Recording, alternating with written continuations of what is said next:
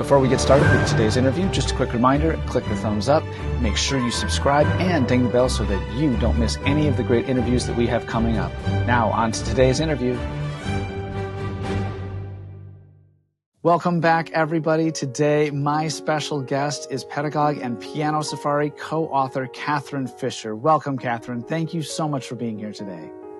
Well, thank you. It's wonderful to be here to talk to you today. I am just so happy that you're making time for us today, and I'd really love to get to know you a little bit as a composer. So talk to me about your musical background. Did you come from a musical family? Sure. Well, yes, my mother played piano.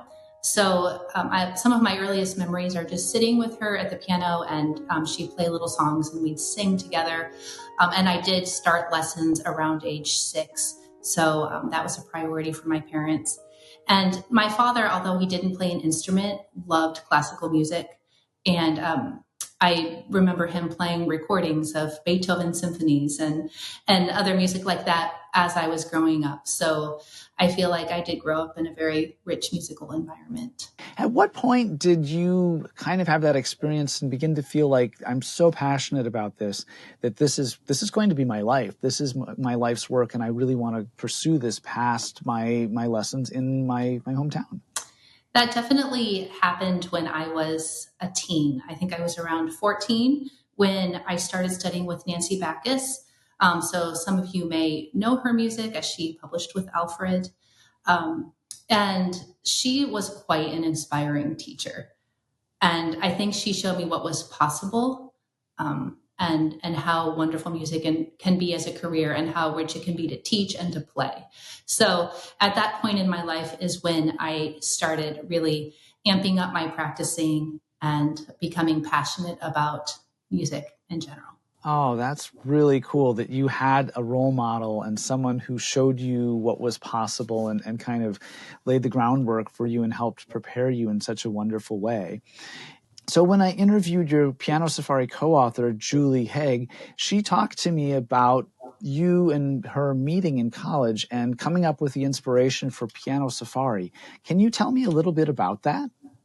So yes, this was at the University of Oklahoma, and I was starting my master's degree in piano pedagogy, and Julie was working on her PhD in music ed at the time. So it was our first year. We had both just arrived on campus, and right when we met, we found out that we had this mutual dream to write a piano method. So alongside our coursework, we would have method meetings, we would call them, and meet outside of class and just discuss our ideas and try to put them down on paper, which we quickly found out was a harder thing to do than one might think, to translate what's in your mind pedagogically onto the page in a way that someone else could understand.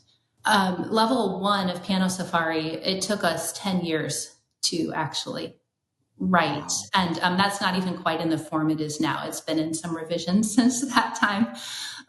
Yes, so I feel like that's where my love of pedagogy was born, and Julie was like-minded in that. So I'm thankful I found a colleague to work with. So you wrote the pieces in the Piano Safari method with Julie.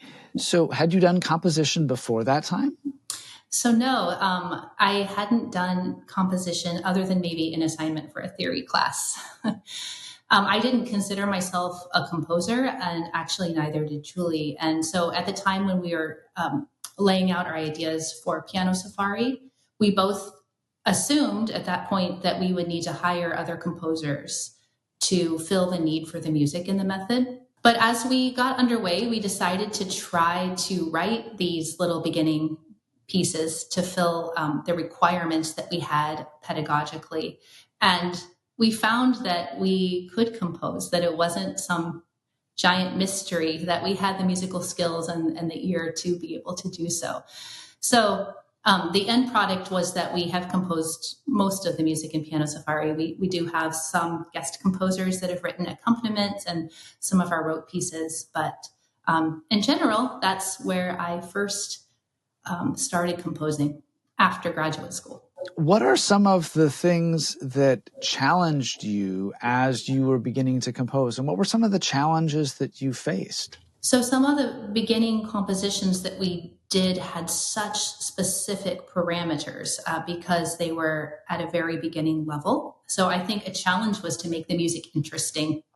If you are writing a piece that only uses the interval of a second and it has to start on a landmark note, you're limited in what you can do. So we had to get more creative with the accompaniments, with the theme, with the lyrics at that point. So I think the challenge of composing at the earliest stage is just making the pieces interesting enough that the students would want to play them and still be at the appropriate level. How do you feel that your style as a composer developed over time, and how did you sort of hit your stride and find that unique style? I think it's just the realization, as I mentioned earlier, that if you're a musician, you have the skill and the knowledge to compose. It's really just sitting down and trying it and not feeling, I think, limited by maybe the lack of the fact that I'm not a composition major or putting yourself in some kind of box.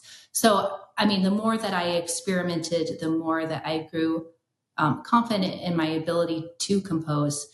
And also just with a background thinking so much about piano technique and graded stages of pedagogy. Julie and I think very systematically about that because a piano method has to progress so systematically.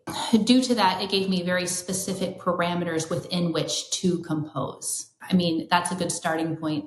I knew, for example, when I was writing Chinese Lanterns, I wanted it to be able to be taught by rote.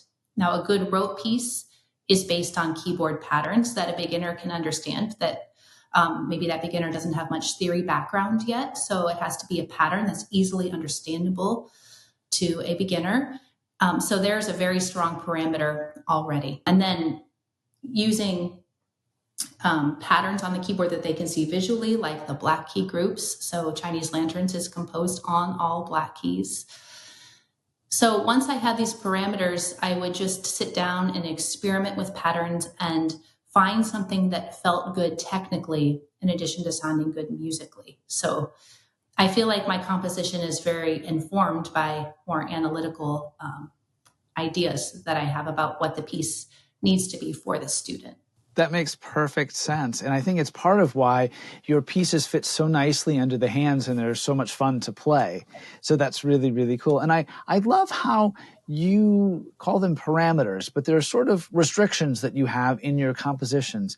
Can you talk to us a little bit about the role of these parameters or restrictions as you are composing new music? So before I begin to write a piece, I have all of those parameters in mind. And I just stay within them and try to make the piece sound and feel as good as possible within those parameters. And as I think I mentioned earlier, some of this is also with the theme of the piece. I mean, some of the pieces that I've written for Piano Safari have lyrics. I have written most of the lyrics for compositions. So I feel like that is a huge part of it also for children.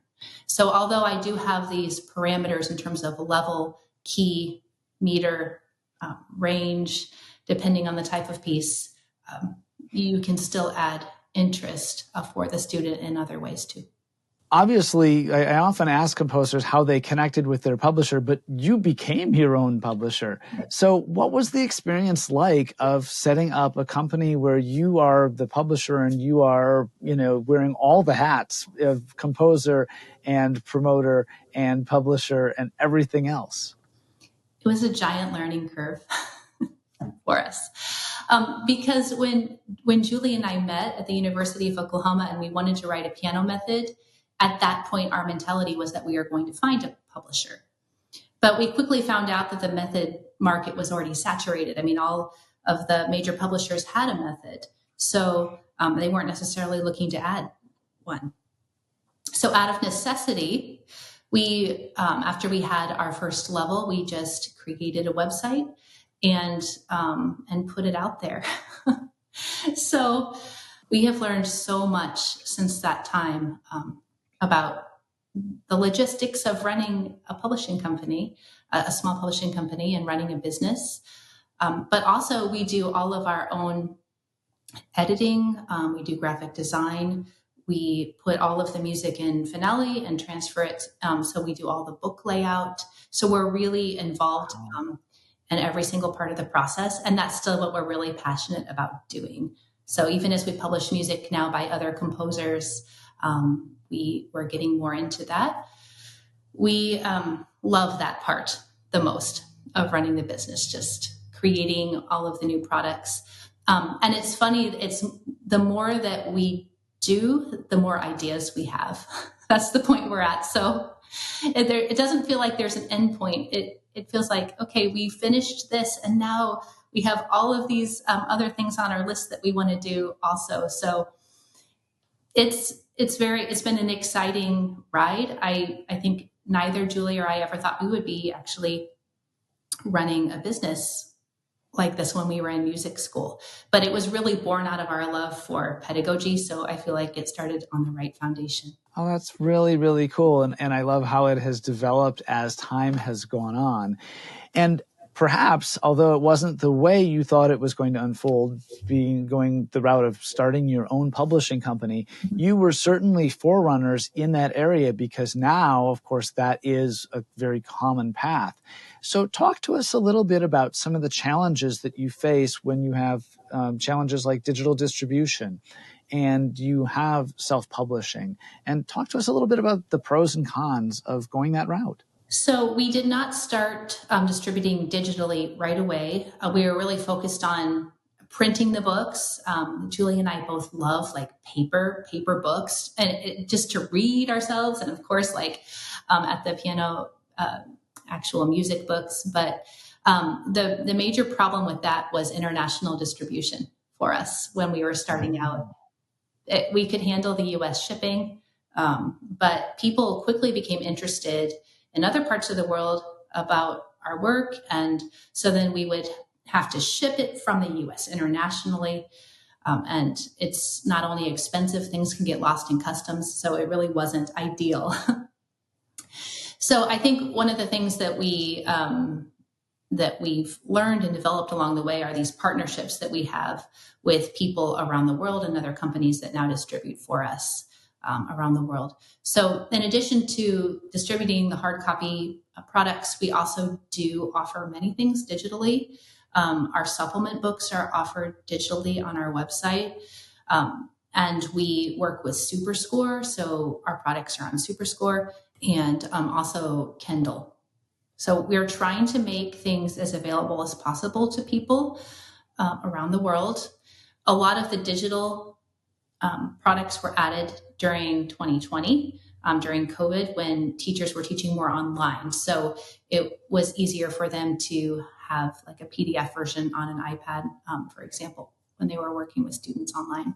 So let me ask you this. If there is a young Katherine Fisher out there who has some big dreams about creating their own method, what advice would you give that student? So in our early stages of writing Piano Safari, some people who were ahead of us in the professions kind of gently suggested to us that we should start writing smaller projects so that people would recognize our names and then they would buy our method.